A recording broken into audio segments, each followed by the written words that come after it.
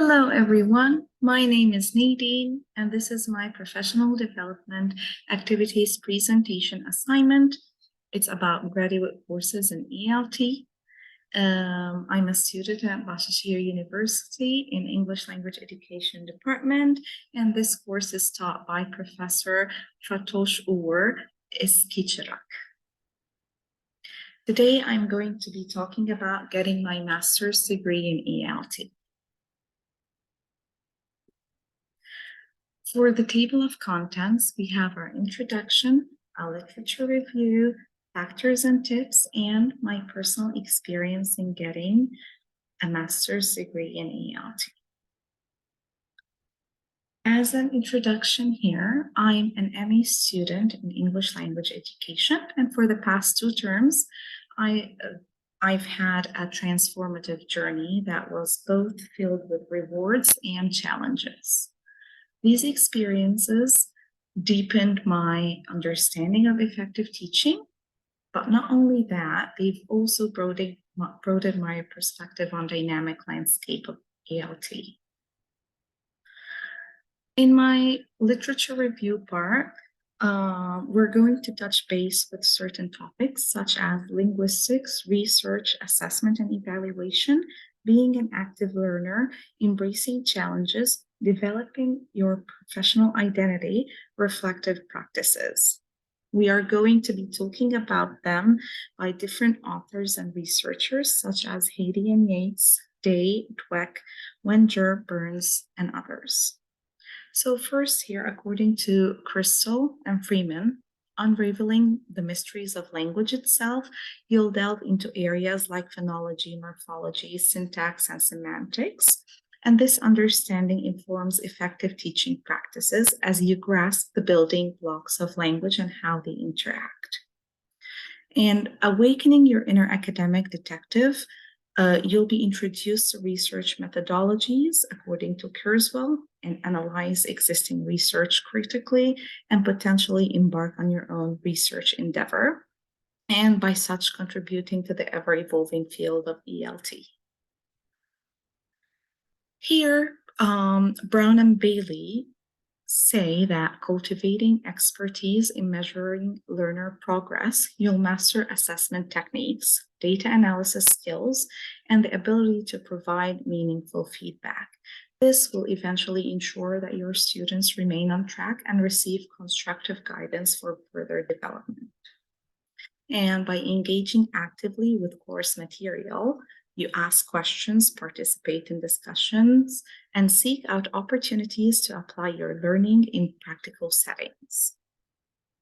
Last but not least, by viewing challenging courses as opportunity for growth, you step out your comfort zone, you engage in intellectual debates, and you push yourself to think critically and creatively, according to Dweck. And according to Haiti and Yates, graduate courses encourage introspective analysis of your own teaching practices. By examining your assumptions, biases, and the impact of your teaching on your student, you cultivate a growth mindset. Now, why should a teacher get an MA in ELT? Here, we are going to talk about 3 headings, and each have some subheadings below them. So our first heading is to enhance knowledge and expertise. Since a master's degree program delves into complexities of second language acquisition theory and linguistics, it provides teachers with understanding of how learners acquire and process languages. Also, graduate courses equip teachers with a rich repertoire of teaching methodologies and catering to varied learner needs and learning styles. Also, these programs equip teachers with advanced skills in assessment, design, data analysis, and feedback provision. Our second heading of why teachers should get a master's degree in ELT is professional growth and development. Now, graduate courses that nurture critical thinking and research skills. Of course, this would encourage teachers to analyze existing research and evaluate teaching practices, and potentially someday in the future contribute to the field through their own researches. Another thing is that master's degree programs cultivate a culture of reflective practice. It prompts teachers to critically examine their own teaching approaches and identify areas for improvement. Last but not least, in this heading, master degree programs and degrees can open doors to new career opportunities and leadership positions within educational institutions and collaborations with research teams or curriculum developers, which is a huge reason and a huge factor in why educators consider getting an MA in their field. Our final heading is personal and pedagogical gains. Mastering complex theoretical frameworks and honing practical skills through getting a master's degree program would boost a teacher's confidence and their self-efficacy in their classroom. Also, graduate programs provide opportunities to connect with fellow educators, as we mentioned before, with professors, with experts in the field, and this network would offer valuable support and collaboration opportunities.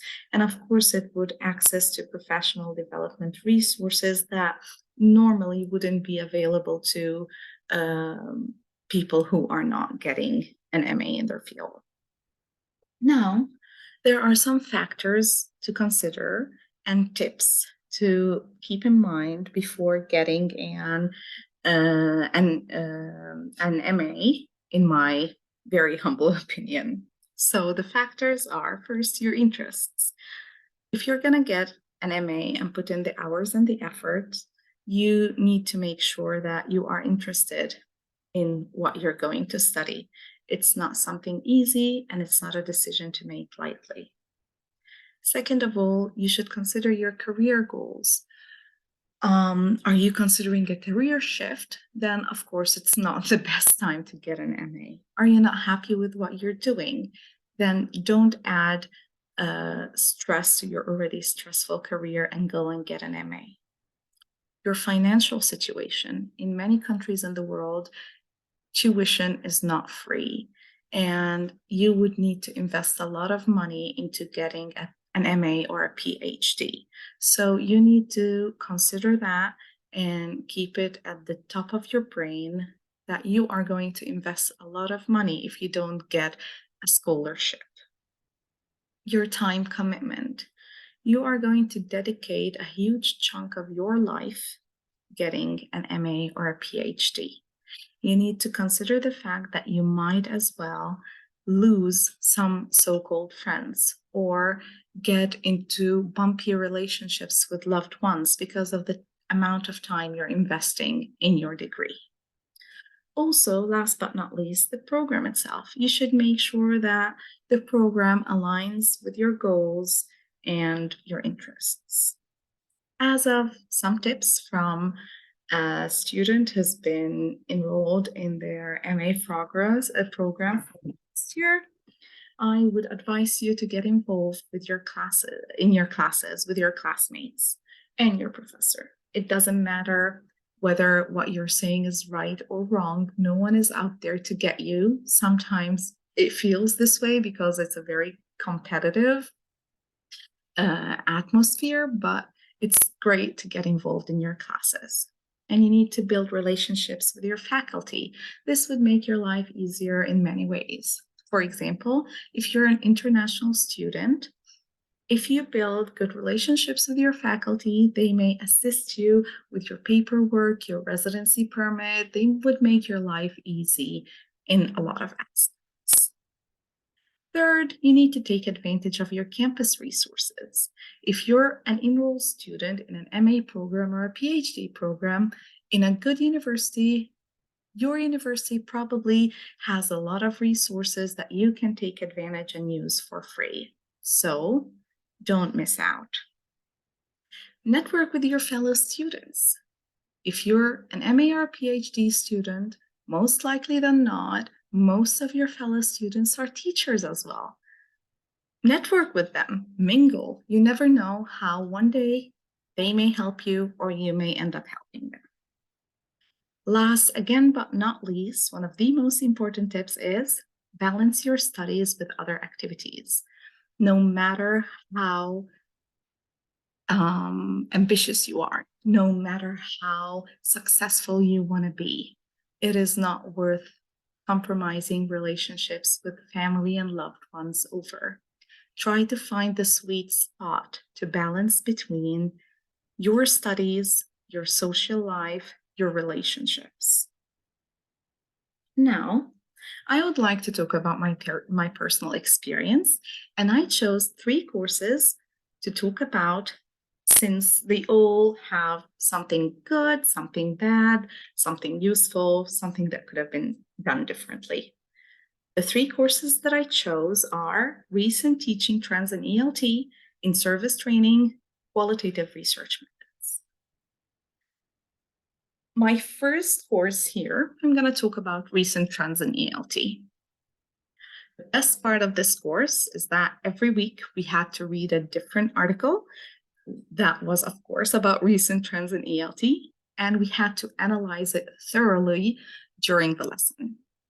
All these articles had many, used many methodologies. Some use qualitative, some use quantitative, some use mixed methods. And I got to learn about all of them. And it has equipped me with the tools to critically analyze existing literature and undertake my own scholarly inquiries. And it added layers to my identity as an educator and as a researcher. As you might see here, the box where it says things I wish were different is empty. This was one of the best courses that I had throughout the past year. The professor was kind, was full of grace, very experienced in her field, and I really had a great time studying this lesson with her. My second class that I chose was in-service training. Well, the reason why I chose this classroom was I was a teacher who hated in-service training since we had to do it during summer, August, before the students arrived. So to me, it was this useless thing that I had to go to instead of, I don't know, being by the poolside in the heat of August. But I ended up learning a lot about what in-service training is. How can it be beneficial to me? How can I maximize the benefits of professional development opportunities through this in-service trainings?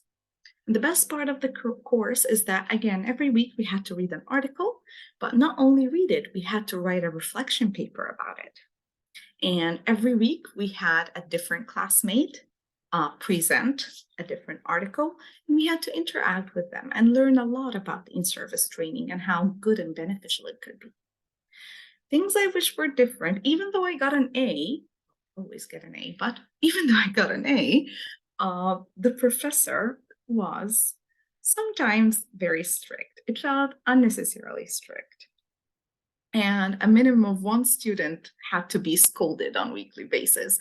Never been scolded by the professor, but it created just a weird environment and atmosphere. I wish it would have been done differently. Last but not least, I would like to talk about my experience with qualitative research methods. In this class, I had to learn about something that I've never learned about before, which is the art of autoethnography.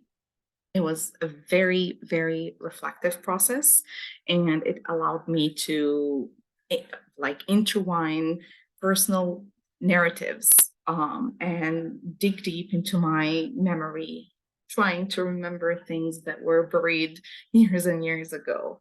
And it created, of course, a richer understanding of educational landscape. We were we were put into small groups of 3 or 4. So the best part of this course was getting to know my teammates and group mates and forming great friendships that I still keep up till today. And I got to listen to other people's stories on how and their struggles and how they got chances to travel and learn other languages and how some of them weren't as privileged. So it was great hearing about other stories while they wrote their autoethnographies and I wrote mine, and we interviewed one another since it was a qualitative research subject. Things I wish were different.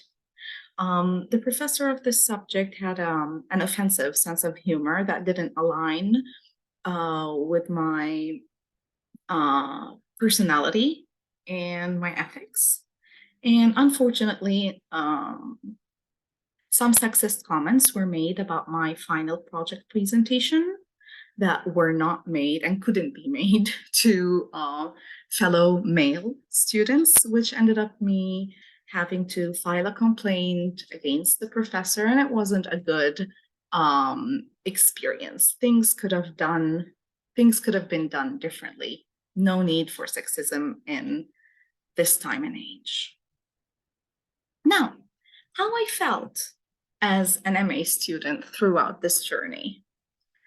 I felt very excited at the beginning. I was super excited. I was full of ambition, and nothing could have brought me down. I spent countless hours immersed in reading articles and research and studying and doing everything that's been asked of me. And it has been both challenging and rewarding and time consuming and emotionally draining and physically draining at times. But the wealth and the knowledge that I acquired through this extensive reading, it not only did it expand my theoretical foundation, but it sharpened my skills and it helped me become a better teacher. And if you ask me, would I do it all over again? The answer would be yes, definitely. I definitely would do it all over again, regardless of how tiring and exhausting it has been and still is today. As a conclusion, the past 2 terms as a master's degree student have been a holistic journey. Theory and practice converge to shape not only my professional identity as an educator, but also my personal growth as a lifelong learner committed to the ever-evolving field of ELT. It has really been one of the best experiences of my life. This is all from me today. Thank you, everyone, and I wish you the best of luck on your presentations.